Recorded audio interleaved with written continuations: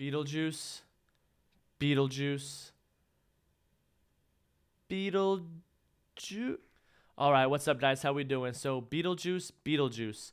When a family tragedy occurs, the Dietz family heads back home to their house in Winter River, and Lydia's past comes knocking once again. Once her teenage daughter, played by Jenna Ortega, accidentally opens the portal to the afterlife. And this movie is once again directed by Tim Burton, starring Michael Keaton, Winona Ryder, and Catherine O'Hara. And I had zero expectations for this movie. I can't say that I'm a fan of the original 1988 movie. I haven't seen it in a very long time, but I'm just not a fan of Tim Burton in general. The silly zany humor that he has, the gothic tones to all his movies, it just it just never really works for me.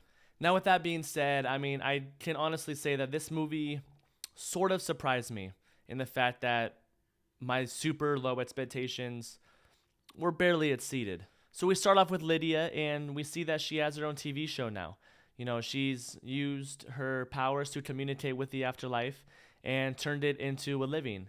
And she even says it in the movie. She's kind of a sellout, and she has her manager slash boyfriend, played by Justin Theroux, who I will always love. I think he's absolutely amazing. The Leftovers is the most underrated, greatest show I think of all time. And he kind of plays this like weirdo, zany, plays along with the whole Tim Burton theme tone of the movie. It's whatever. So then Lydia finds out that her father has died. I guess he was on an airplane and it crashed in the ocean, and he was eaten by a shark. His whole head, top part of his body was just completely bitten off by the shark apparently. And so they all have to return home to the Winter River house. So she then goes to pick up her daughter, Astrid, played by Jenna Ortega, at this like private school. It's like high school or college. I can't really remember. I don't really know if they even tell us.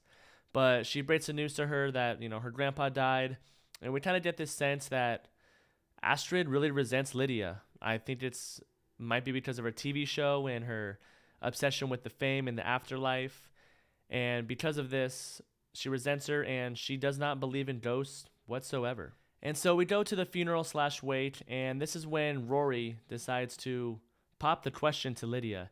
He gets on one knee and decides to ask her to marry him at her father's funeral in front of all these people in 2 days on Halloween. And, she's all like, what the hell? Like, she's super hesitant. And this is when we get the first glimpse of either Rory is super unaware and super weird and out there, or he's either got something else that he's hiding and he has ulterior motives. And so then Jenna Ortega, Astrid, she's all angsty and all this and pissed. And so she gets on her bike and she just abruptly leaves. She's, biking through town. She almost gets hit by like two or three cars because she's clearly not paying attention. And then she crashes into this backyard. She like completely runs through this fence, crashes her bike and hits her head on this tree. And there's this dude in the treehouse just chilling, and he's like, "Yo, are you okay?" And she gets up, and this dude's pretty good looking.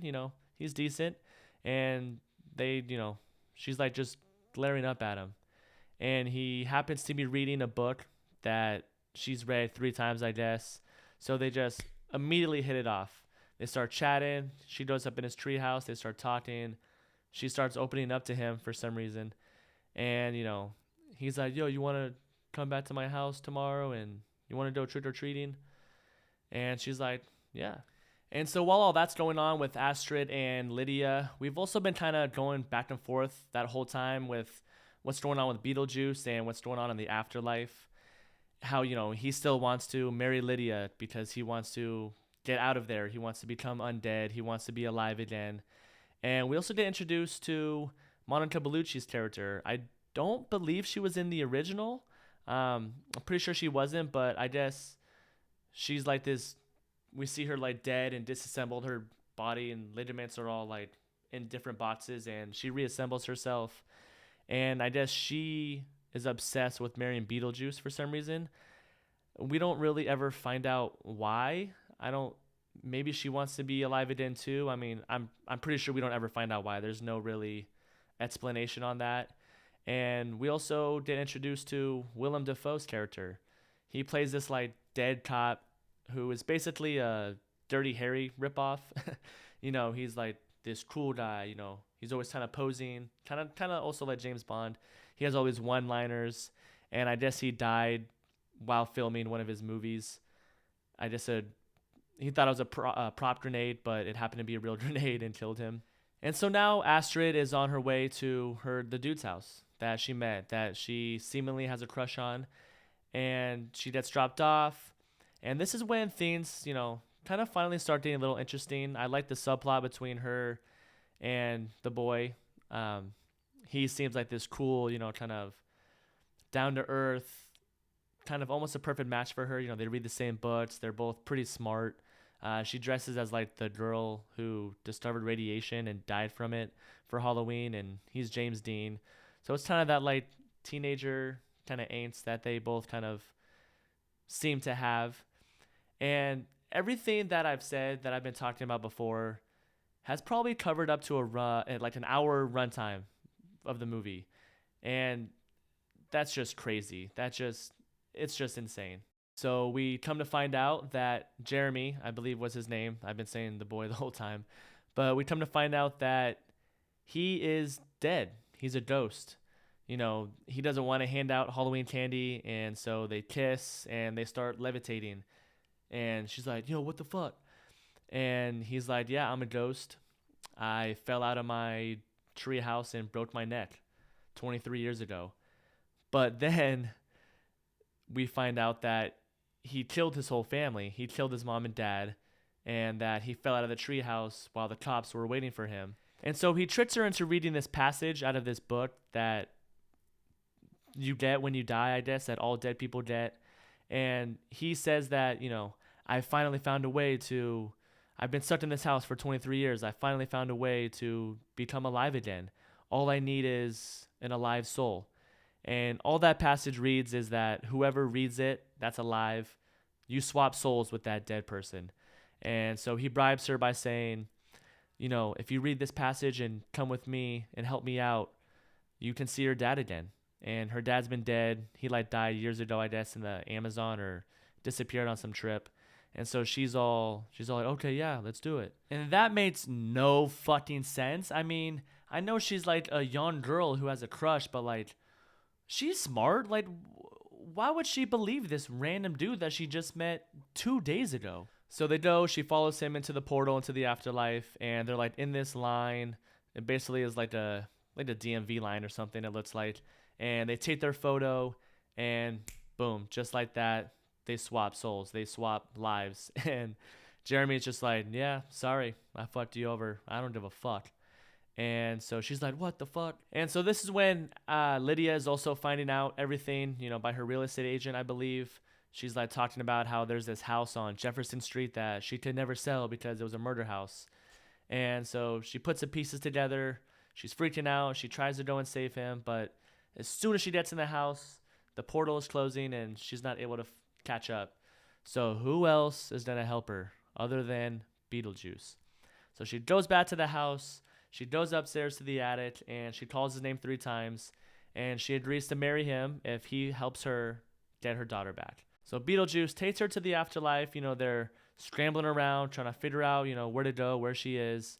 And she's Astrid is being taken away at the same time by these bodyguards. And she's passing this window and she sees her dad.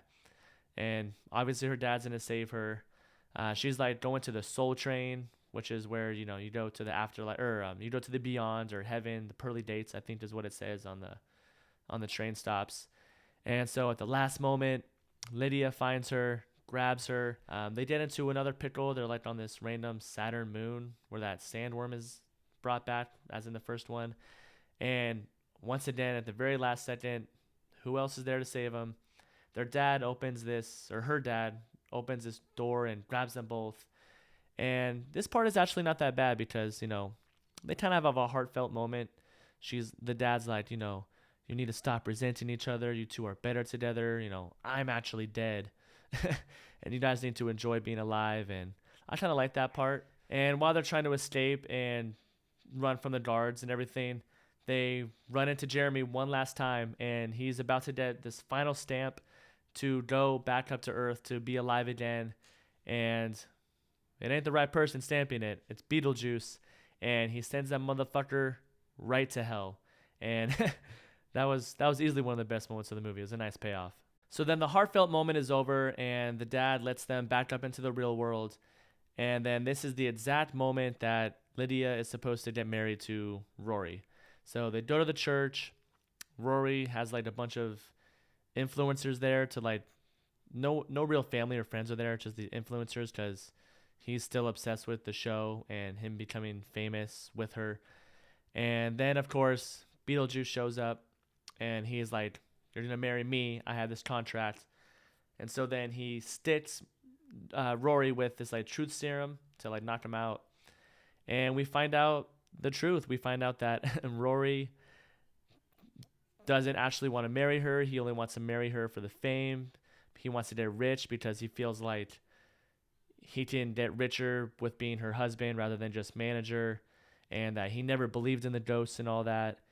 And so then they start this like weird musical number with them. Um, I don't know. It's all just very strange, very very Tim Burton-y, and this is what I'm talking about. This is what I don't like. This is the silly, bizarre, unusual zaniness that is just in all of his movies that I don't necessarily like or I don't really feel or care about. And so we did this musical number, blah blah blah. And so then Astrid, she gets a passage out of that book that all the dead people get. She reads it, she finds what she needs, and she finds a way to annul their marriage, Beetlejuice and Lydia. And boom, what do you know? Everything's all good, everything's fixed. And it's just, I don't know, man. I didn't mind this movie as much, but I don't think I'll ever truly enjoy a Tim Burton movie like at all. And even after Astrid, annuls the marriage between Lydia and Beetlejuice and everything seems like it's fixed, we still have Dolores, Monica Bellucci's character. We still have her roaming around. She comes through the church, she storms through it very last second, and she still wants to marry him, but they send Rory in front of her and says, "Yo, marry this dude," because we find out the truth about Rory and everything that he's, really been up to.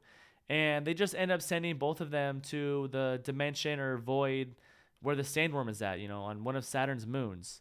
So they're gone, everything that she's been doing and working up to is just gone in an instant. And that's what I mean. That's what I mean about this movie. It feels like there's so much going on, but at the same time, there's nothing going on. The script is very weak, and the story is very lackluster. The pacing of this movie is very, very scatterbrained. It's very uneven. I do think Michael Keaton, I don't know if he's necessarily born to play this role because it's only 2 movies, but and it's not my favorite, but he completely embodies the weird silliness, the quips that Beetlejuice has. He completely embodies it, the voice, the mannerisms, everything about it. I think Michael Keaton just does a great job at. And Jenna Ortega, she's Jenna Ortega. She's cool. I liked her a lot. And I do think that Winona Ryder and Jenna Ortega kind of play perfectly for each other in playing a mother-daughter, kind of adding to that gothic tone style that Tim Burton always goes for. But also the CGI in this movie, just the effects, the special effects, it's too silly for me. I don't know if it's necessarily for kids. It's just a weird style that it's just never going to be for me. And it's not only just the zaniness of this movie, the bizarreness of it all, the silliness. It's the humor, it all contributes to that. It's a humor that I almost never laughed out loud.